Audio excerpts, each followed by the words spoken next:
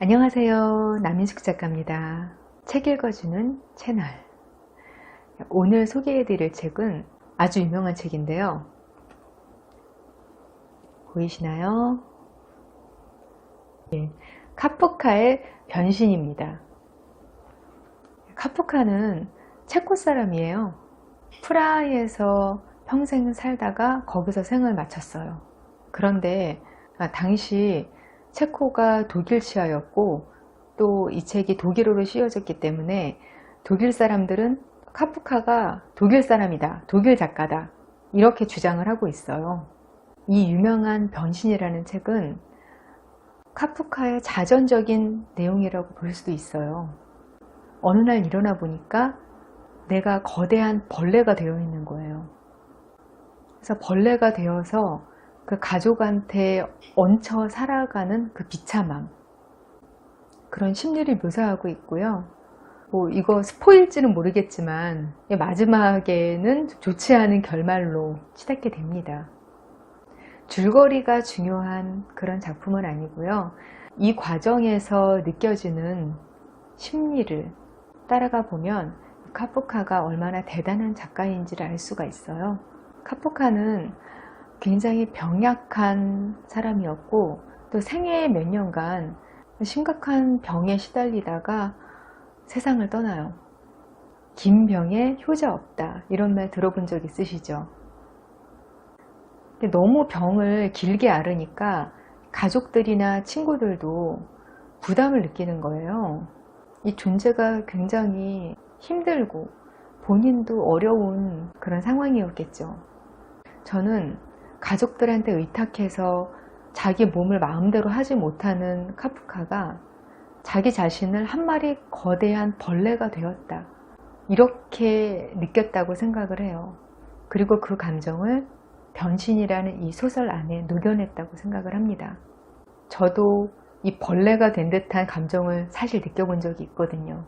제 삶에서 가장 어두웠던 순간들에 정말 토시 하나 안 틀리고 제가 벌레라고 느꼈어요. 나는 왜 이렇게 쓸모가 없을까? 자, 문학이라는 거는 누가 직접적인 언어로 설명할 수 없는 감정들을 그대로 누군가가 대신 표현을 해줌으로써 감정의 해소를 느끼게 되죠. 가끔 내 자신이 너무나 하찮게 느껴질 때 카프카의 변신 작품 속으로 들어가 보는 것도 그 슬픔을 해소하는 데 도움이 되지 않을까 생각해 봅니다. 오늘 읽어드릴 부분은요, 주인공인 그레고르가 벌레가 된 이후 상황을 다루고 있어요. 가족들이 그레고르를 대할 때의 태도가 나타나 있는 그 부분을 읽어보려고 합니다. 읽어드릴게요. 그레고르가 변신한 지 한 달이 지난 어느 날이었다.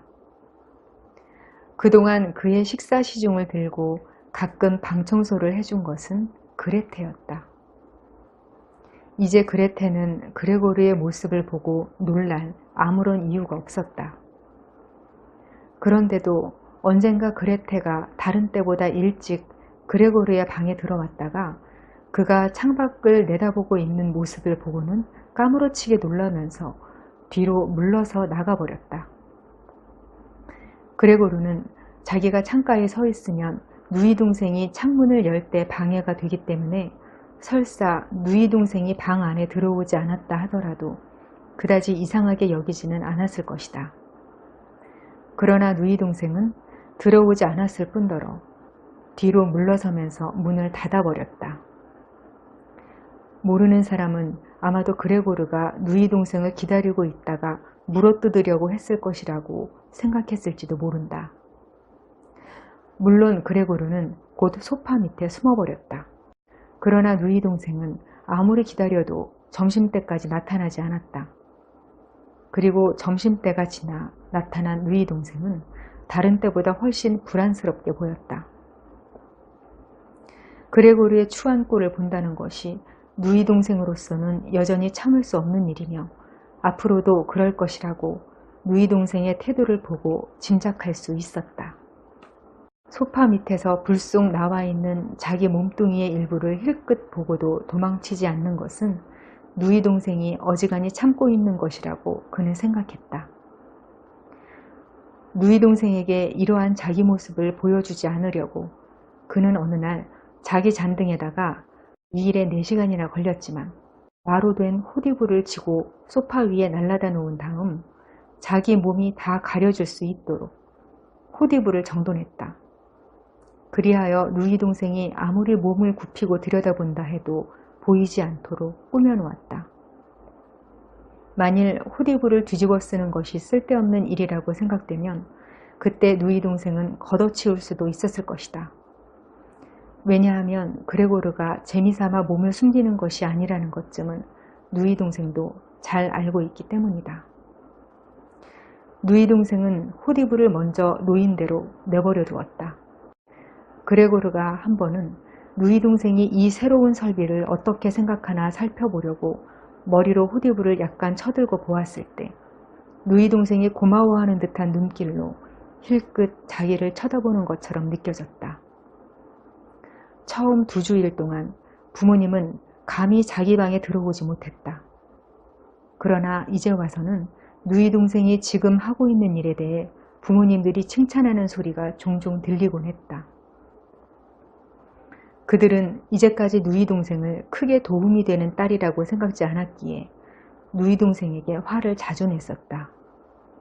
그러나 이제는 누이 동생이 하는 일에 대해서 완전히 인정하고 있었다. 그레테가 그레고르의 방 안에서 청소를 하는 동안에 아버지와 어머니는 방 앞에서 기다리고 있었다. 그러다가 그레테가 방에서 나오면 나오기가 무섭게 방 안이 어떤지 다소 나아가는 조짐이 보이는지 등을 묻곤 했다.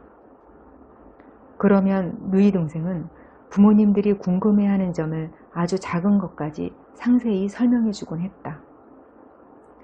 그러던 어느 날 어머니가 아들의 방에 들어가 보겠다고 처음으로 말하자 아버지와 그레테는 합당한 이유를 내세우며 한사코 말렸다. 그 이유를 그레고르도 주의 깊게 듣고 있었는데 그는 아버지와 누이의 의견이 지당하다고 생각되었다. 그러나 어머니가 끝내 고집을 부리자 그들은 어머니를 억지로 붙들었다. 그러자 어머니가 큰 소리로 외쳤다. 그레고르에게 가보겠어요. 누가 뭐라 해도 그 애는 불쌍한 내 아들이에요.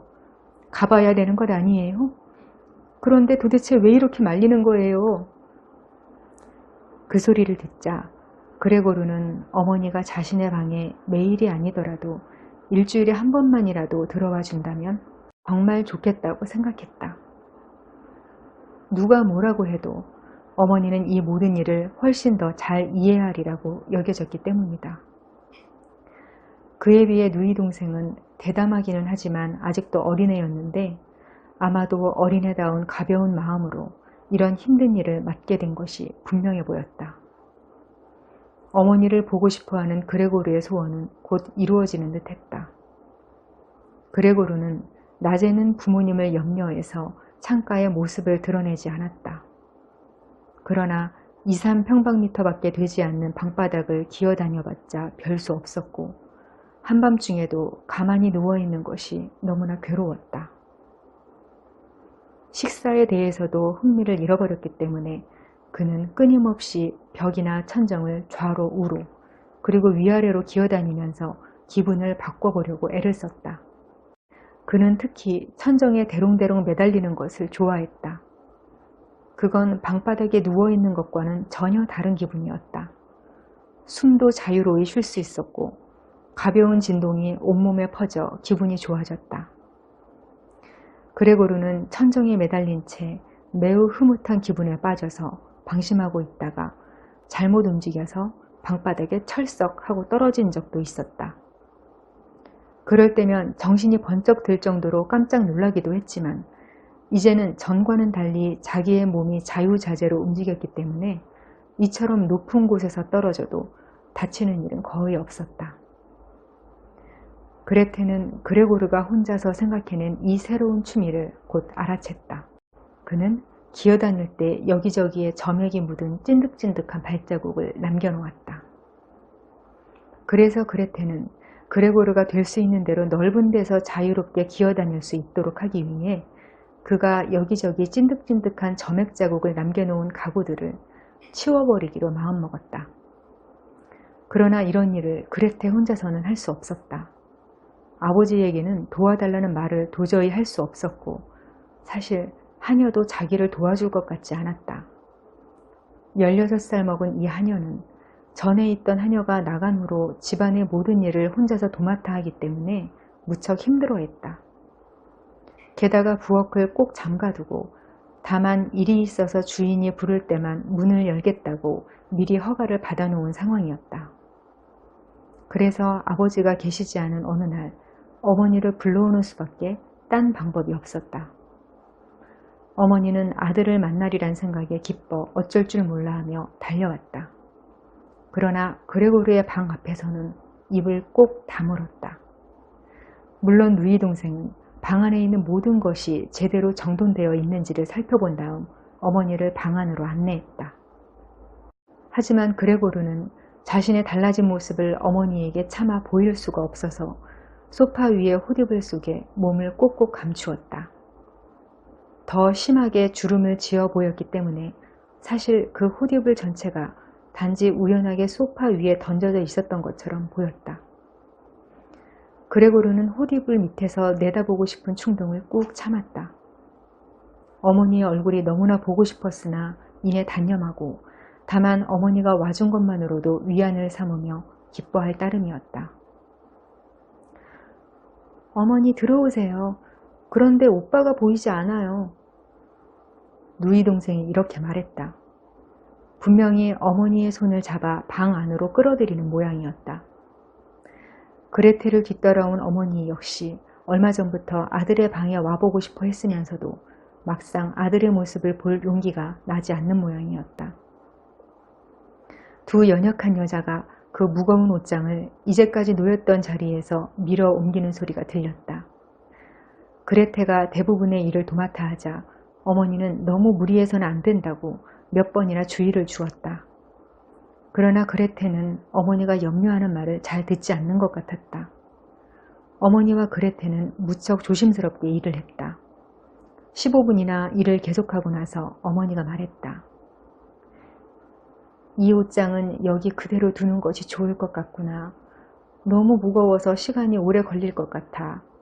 그리고 이 옷장을 방 한가운데 놓아두면 그레고르가 다니는데 거치적거려서 방해가 될 것이고 가구를 모두 치워버렸다고 해서 과연 그레고르가 좋아할지도 모르는 일이지 않니? 차라리 그 전대로 놓아두는 것이 더 나을지도 모르겠다. 옷장을 치운 뒤 텅 빈 벽을 보니 어쩐지 마음이 몹시 허전하구나. 이 가구들에 오랫동안 정이 들어서 방 안이 텅 비게 되면 그레고르도 틀림없이 쓸쓸해할 거야. 어머니는 속삭이듯 나직한 목소리로 말했다.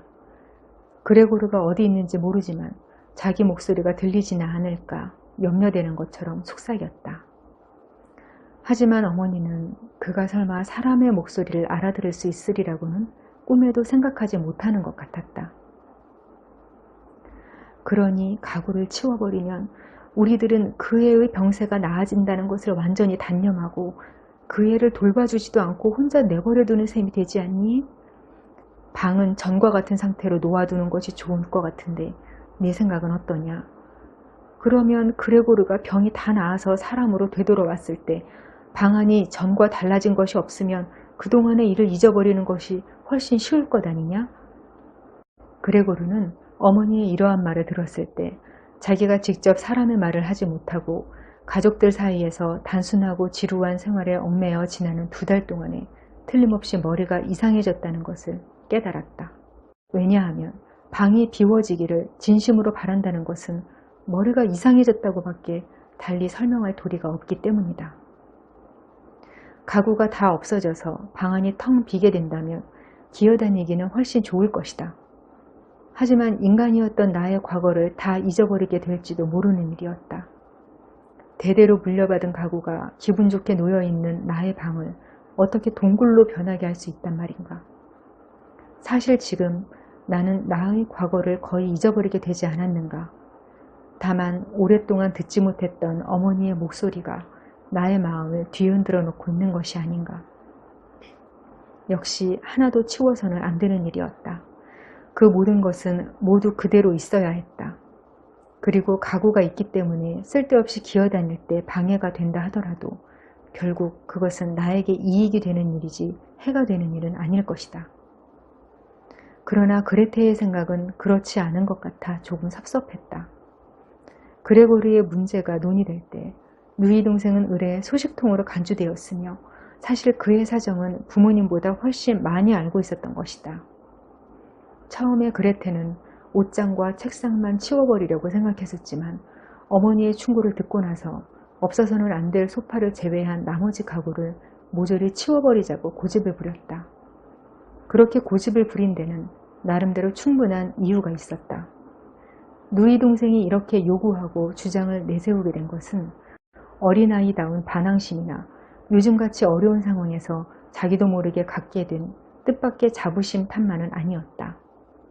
누이 동생은 그레고르가 기어다니려면 넓은 장소가 필요하고 누가 보아도 인정할 수밖에 없는 사실이듯 가구들이 전혀 소용없다는 것을 너무나 잘 알고 있기 때문이었다.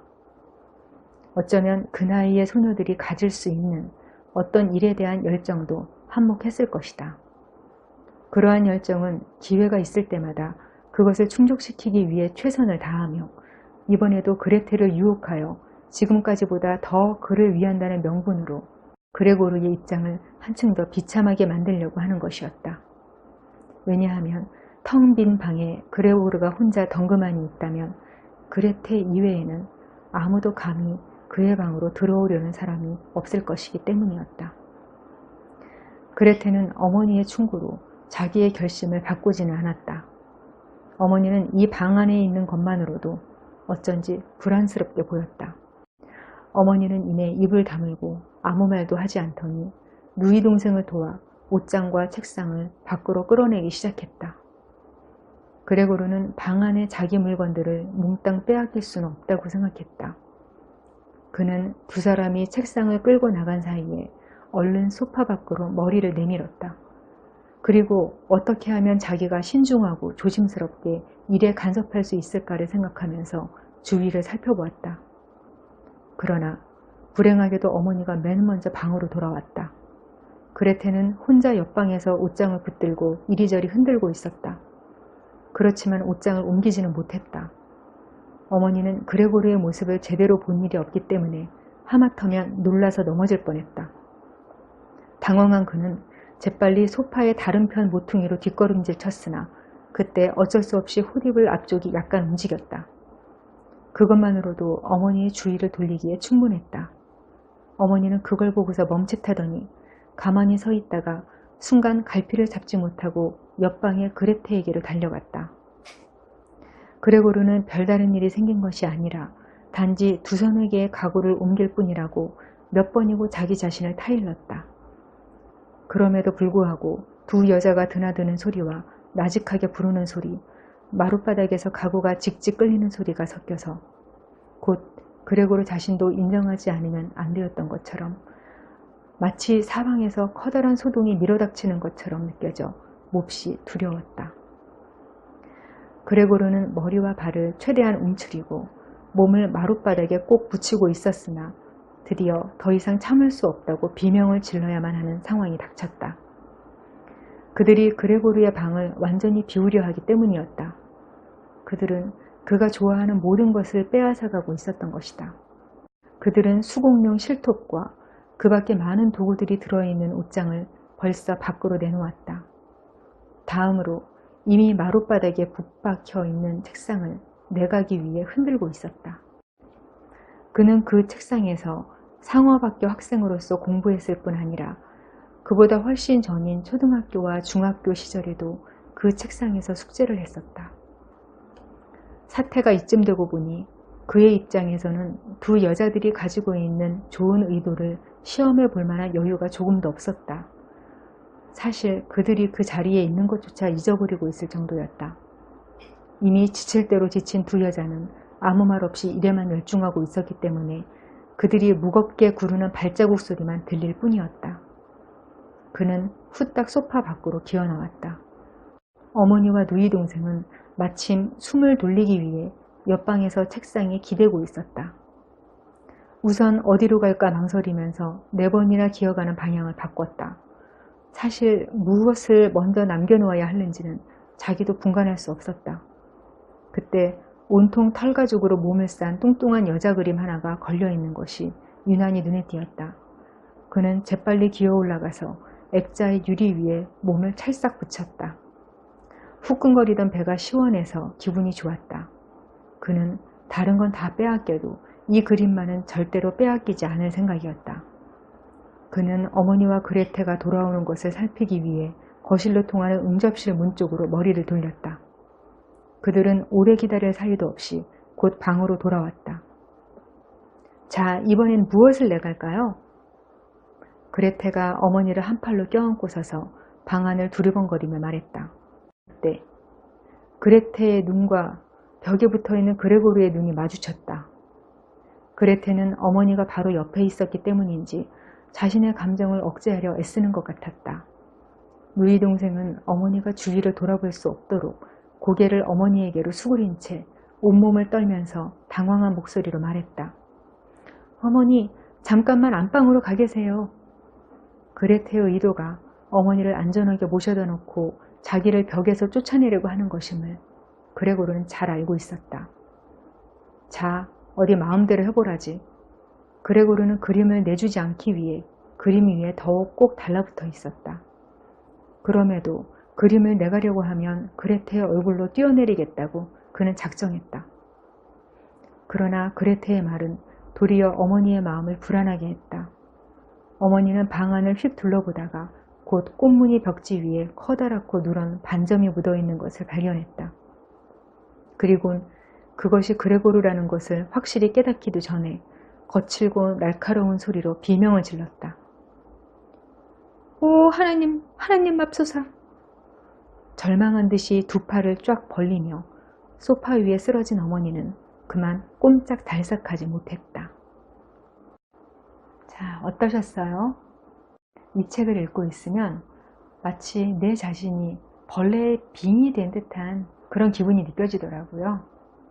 이런 생생한 느낌 속에서 우리의 삶 속에서의 감정도 느껴볼 수 있는 시간이었습니다. 이렇게 함께 책을 읽어보면서 저도 변신을 다시 한번 이룰 수 있어서 좋았어요. 문자로 보았던 것과 이렇게 소리내서 읽는 것은 굉장히 다르게 다가오네요. 여러분들도 또 소리내서 읽어보는 것도 한 번쯤은 경험해 보시는 것도 좋을 거라고 생각합니다. 다음 주에 책 읽어주는 채널로 다시 만나요.